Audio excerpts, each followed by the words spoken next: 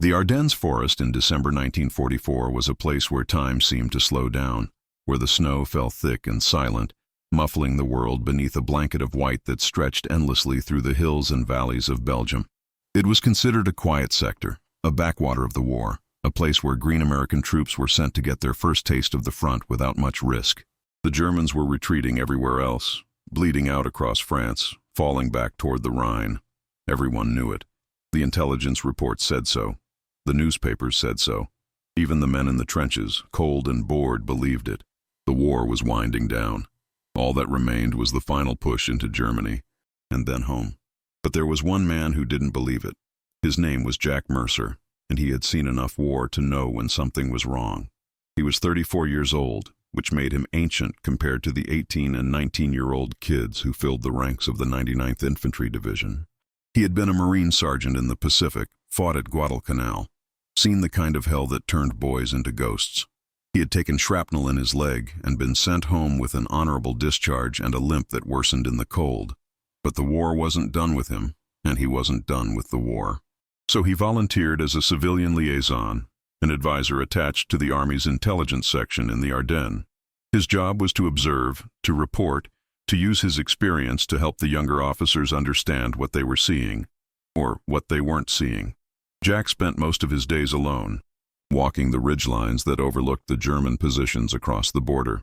He carried binoculars, a notebook, and a thermos of coffee that was always cold by noon. The landscape was beautiful in a desolate way, the kind of beauty that made you forget there was a war on until you remembered that just beyond those trees, across that frozen stream, there were men who wanted to kill you. He would sit for hours, watching, listening, writing down everything he saw. Smoke from a chimney, the direction of the wind, the sound of engines in the distance. Most of it was nothing. But Jack had learned in the Pacific that nothing could turn into something very quickly. And when it did, the men who survived were the ones who had paid attention. It was December 10th when he first noticed the tracks. He had climbed to a hilltop observation post, a crude shelter made of logs and sandbags, and was scanning the valley below with his binoculars. The snow had fallen heavily the night before, covering everything in a fresh layer of white. But there, cutting through the pristine surface, were vehicle tracks, wide tracks, tank tracks.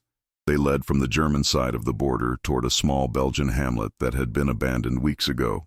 Jack adjusted the focus on his binoculars and followed the tracks. They disappeared into a barn on the edge of the village. He watched for a long time, his breath fogging in the cold air. Then he saw it. Fuel drums, stacked neatly beside the barn. German markings. He wrote it down in his notebook, his handwriting tight and precise. Fresh tank tracks, fuel stockpile. Enemy activity near grid reference 4-7-2. He underlined it twice. That night, lying in his cot in the liaison tent, he couldn't sleep. The wind rattled the canvas walls, and somewhere in the distance, he heard the low rumble of engines. It was faint, almost imperceptible, but it was there. Diesel engines, heavy machinery, tanks. He had heard that sound before, in the jungles of the Pacific, when the Japanese had brought in their Type 97s. This was different, deeper, more powerful. German panzers. He knew the sound. He sat up, reached for his notebook, and added another entry. Engine noise. 0200 hours. Suspected armored movement. He lay back down, staring at the dark ceiling, and knew that no one was going to believe him. The next morning, he brought his notes to the battalion intelligence officer, a young lieutenant named Hargrove who had graduated from West Point 6 months ago and had never seen combat. Hargrove listened politely, nodding as Jack explained what he had seen and heard. When Jack finished, Hargrove smiled in a way that was meant to be reassuring, but came across as condescending. "Mr. Mercer, I appreciate your diligence. I really do. But the intelligence from Chef is clear. The Germans are falling back everywhere. They don't have the fuel or the men for any kind of offensive action. What you're seeing is probably just a supply convoy, maybe a few stragglers. Nothing to worry about." Jack kept his face neutral. "Lieutenant, I've been doing this for a while. Those tracks were fresh. Those fuel drums were placed there recently. And that engine noise wasn't a supply convoy. That was armor." Hargrove's smile tightened. "I'll make a note of it in my report, but I wouldn't lose sleep over it." Jack walked out of the tent, his jaw clenched, his hands shoved deep in his coat pockets. He had expected this. The Army was full of men like Hargrove. Men who trusted paper more than their own eyes, who believed what they were told because it was easier than thinking for themselves. But Jack couldn't shake the feeling that something was coming, something big, and no one was ready for it. He went to see the colonel next, a tired-looking man named Winters who had been in the army since before Pearl Harbor and had seen his share of fights. Winters was different from Hargrove. He listened without interrupting, his eyes on Jack's notebook as Jack laid out everything he had observed. When Jack finished, Winters leaned back in his chair and rubbed his face. "I hear you, Mercer. I do. But I've got orders from Division, and Division has orders from Corps. Everyone says the Germans are done. They're conserving strength for the defense of the fatherland. They're not going to waste resources on a counteroffensive in the Ardennes. It doesn't make strategic sense." Jack leaned forward. "With respect, sir, the Japanese didn't make strategic sense when they hit Pearl Harbor. And they didn't make strategic sense when they dug in on Guadalcanal. But they did it anyway because they were desperate. And desperate men do desperate things." Winters sighed. "I'll pass it up the chain. But don't expect miracles. We've got a quiet sector here, and that's how they want to keep it." Jack left the colonel's tent feeling like he was shouting into a void. Over the next 2 days, he continued his observations. The signs kept piling up. More tracks, more fuel. He heard radio chatter late at night, German voices speaking too quickly for him to understand, but the tone was unmistakable. Urgency, preparation. He saw flashes of light in the forest across the border, probably from welding torches, men working on vehicles. He wrote it all down, every detail, every suspicion, and every time he brought it to someone's attention, he was met with the same response. Polite dismissal, reassurance. "You're seeing ghosts, old man." That's what one captain told him. Jack wanted to grab him by the collar and drag him up to the ridgeline, make him look through the binoculars, make him listen. But he didn't. He just nodded and walked away. On December 14th, 2 days before the world exploded, Jack did something he had never done before. He went over everyone's head. A brigadier general was visiting the sector, inspecting the defenses, and Jack managed to get 5 minutes with him. The general was a square-jawed man with a chest full of medals and the kind of confidence that came from never being wrong. Jack stood in front of him, hat in hand, and laid out everything he had seen. The tracks, the fuel, the engine noise, the radio chatter. The general listened, his expression unreadable. When Jack finished, the general nodded slowly. "I appreciate your vigilance, Mr. Mercer. Truly. But we have intelligence from London, from Paris, from every source imaginable. The enemy is spent. They're conserving their remaining strength for a static defense. What you're describing would require a level of coordination and resources that the Germans simply don't have anymore." Jack felt something cold settle in his chest. "General, I've been wrong before, but I've also been right. And when I'm right, people die if no one listens." The general's expression hardened. "Noted. But I have to make decisions based on the best intelligence available, not on gut feelings. You're dismissed." Jack walked out into the snow, his breath coming in short, angry bursts. He wanted to scream, to punch something, to shake someone until they understood. But he didn't.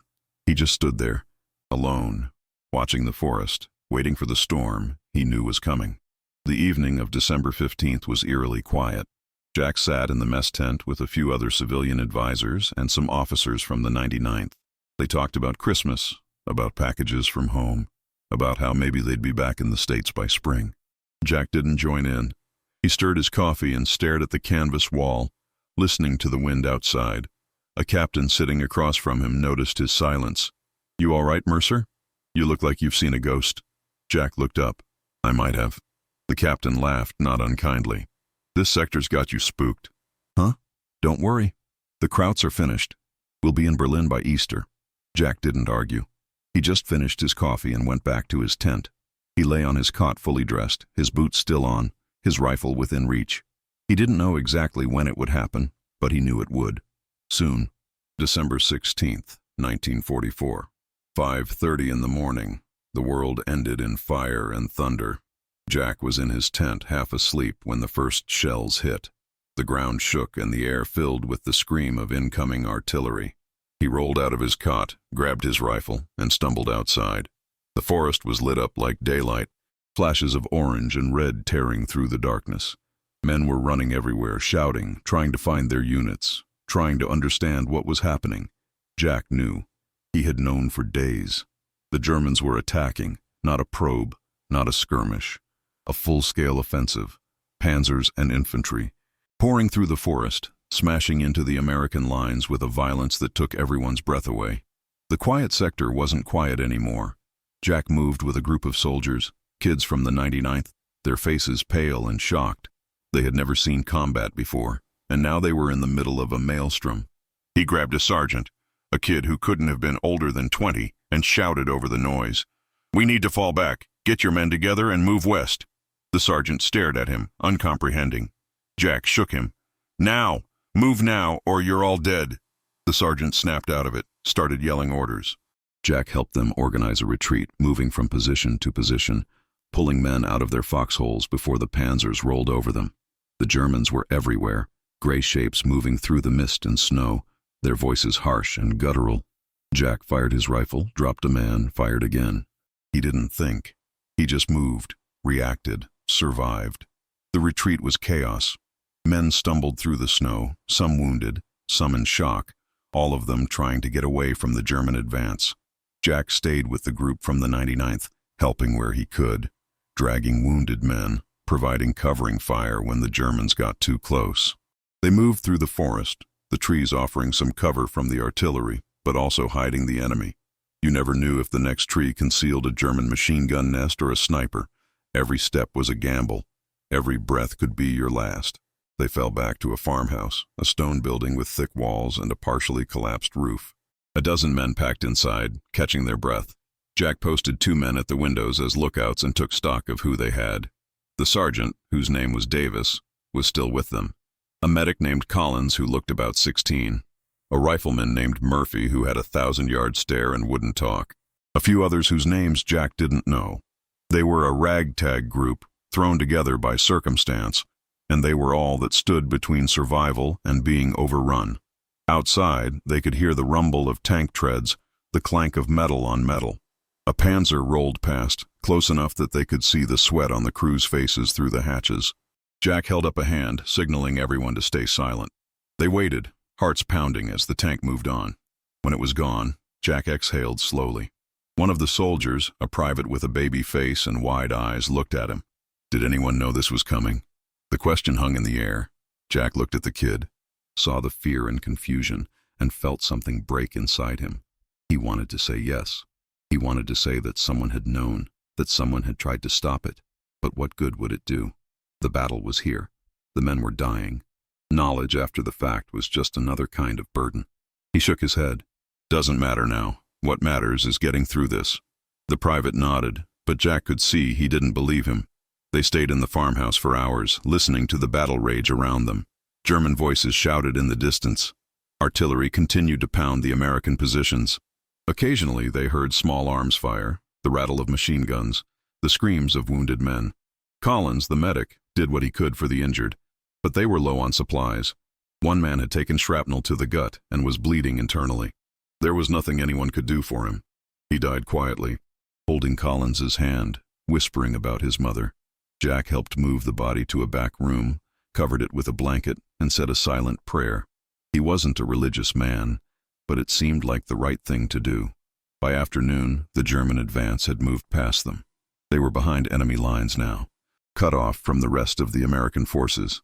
Sergeant Davis looked at Jack. What do we do? Jack thought about it. They could try to hide, wait for the Americans to counterattack and retake the area.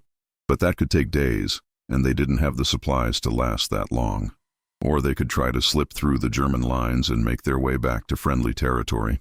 It was risky, but staying put was just as dangerous. We move at night, Jack said. Travel light, stay quiet, avoid contact if we can. We head west, try to find our lines. Davis nodded. All right, we move tonight. They waited for darkness, rationing what little food and water they had.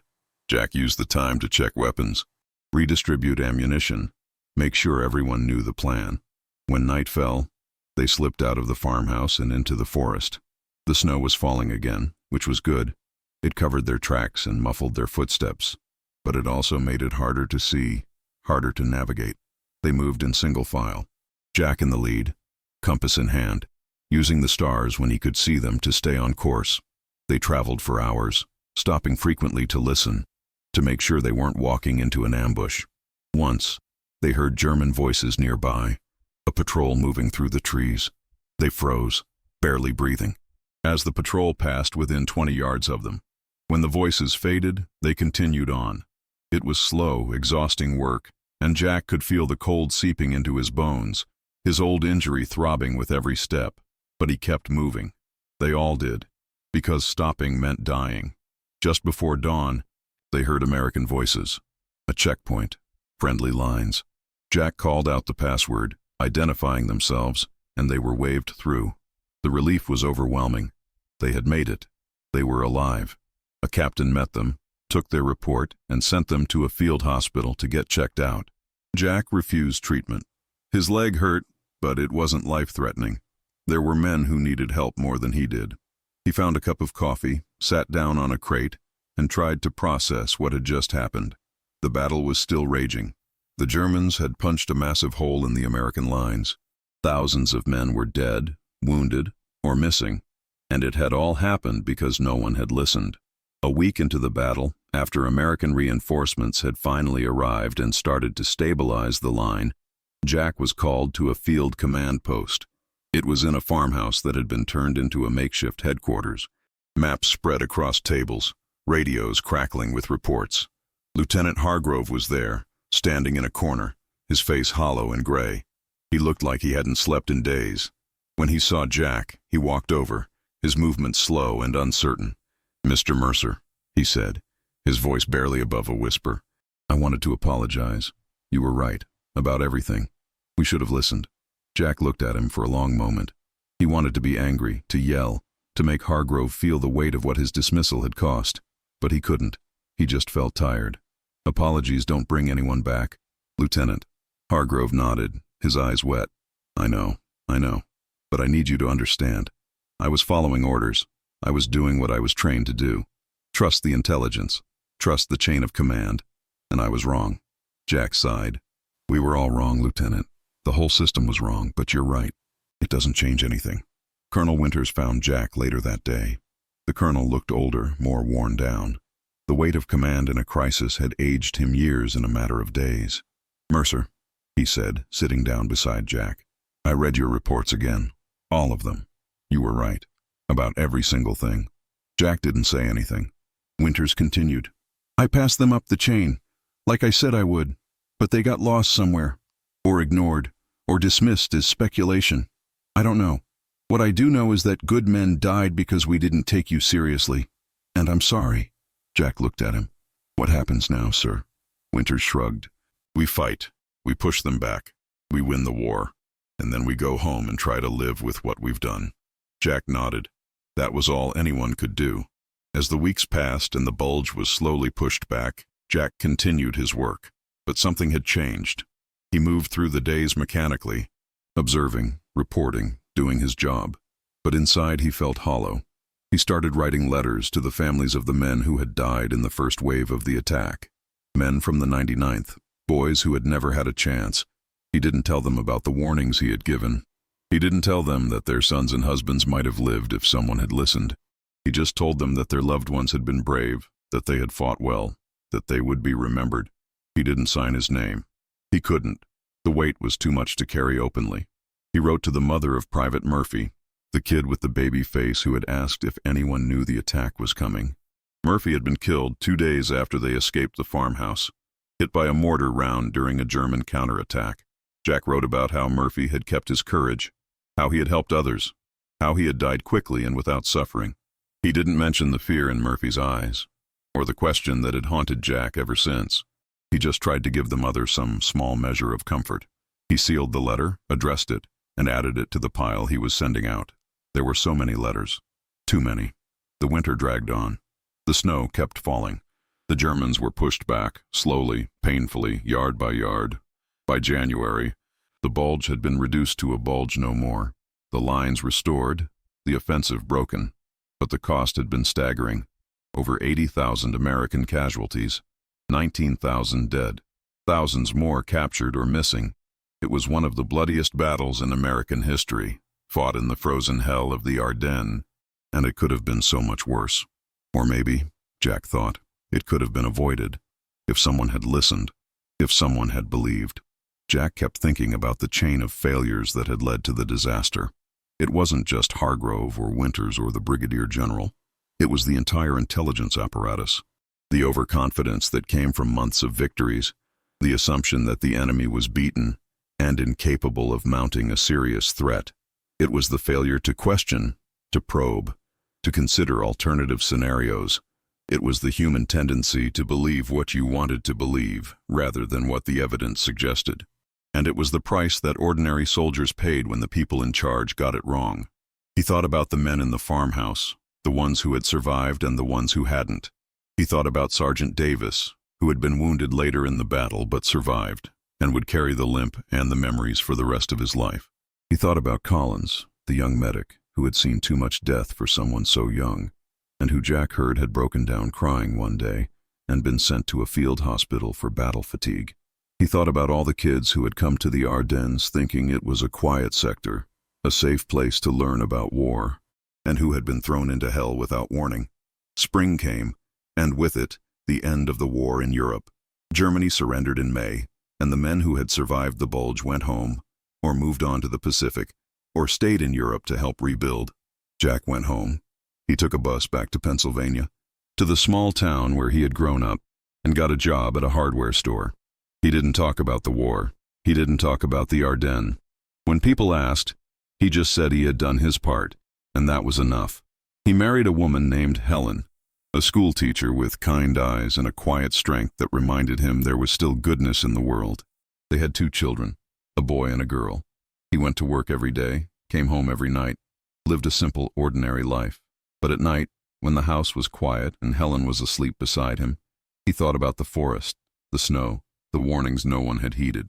He thought about the men who had died, and he wondered if they ever knew that someone had tried to save them. The years passed. Jack's son grew up and became an engineer. His daughter became a nurse. They had families of their own, gave Jack grandchildren who called him Pappy and climbed on his lap to hear stories. But he never told them about the Ardennes.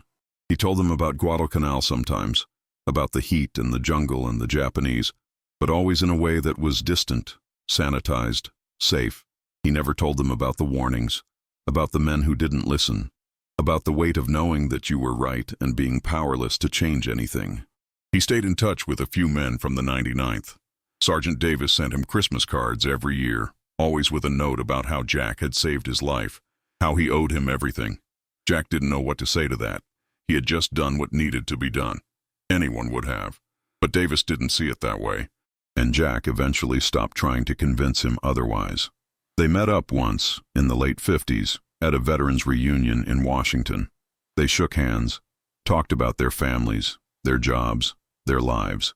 They didn't talk about the farmhouse or the retreat or the men who hadn't made it. Some things were better left unsaid. Decades passed. The war became history, then memory, then something that only old men talked about. Jack grew old, his hair white, his limp more pronounced. He rarely thought about the Ardennes anymore. It was too far away, too long ago. But in 1984, 40 years after the battle, something happened.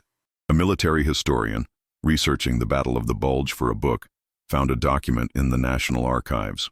It was a reconnaissance report dated December 1944, written by a civilian liaison attached to the 99th Infantry Division. The report detailed unusual German activity in the days leading up to the offensive. Tank tracks, fuel stockpiles, engine noise, radio chatter.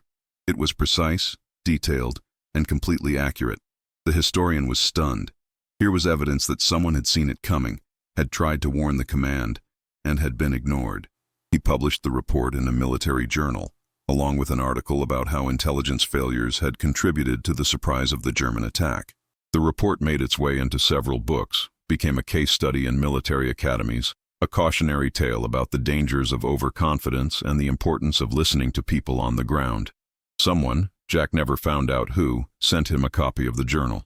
He read it once, sitting in his living room, his hands trembling slightly. He recognized his own handwriting, his own words.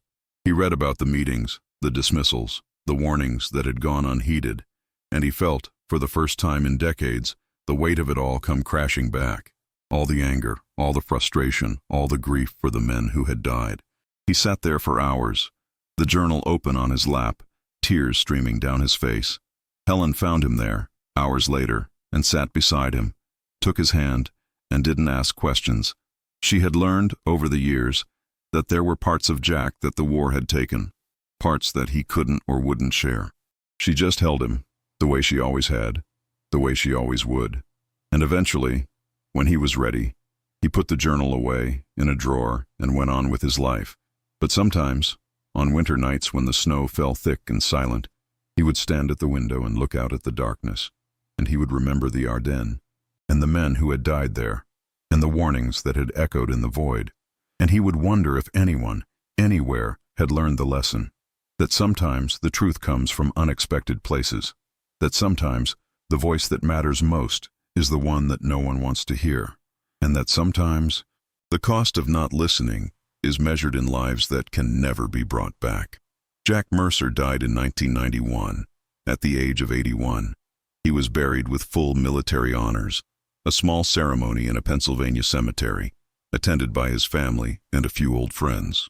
A Marine honor guard folded the flag and presented it to Helen, who accepted it with quiet dignity. The obituary in the local paper mentioned his service in the Pacific, his work in the Ardennes, his quiet life afterward. It didn't mention the warnings. It didn't mention the report that had become a footnote in military history. It didn't mention the men who had died because no one had believed him. But somewhere, in the archives, in the footnotes of history books, in the lessons taught at West Point and Annapolis, his words remain, a testament to one man's vigilance and to the terrible price of doubt. And every winter, when the snow falls in the Ardennes, when the forest grows quiet and the world seems to hold its breath, perhaps somewhere a young officer reads that report and thinks about the cost of dismissing a warning. Perhaps somewhere a soldier on watch pays attention to the small details, the things that don't quite fit, the evidence that something is wrong. Perhaps somewhere Jack Mercer's voice, 40 years silent, still echoes in the minds of those who need to hear it. Because the lessons of war are written in blood, and the men who learn them pay the price for those who don't.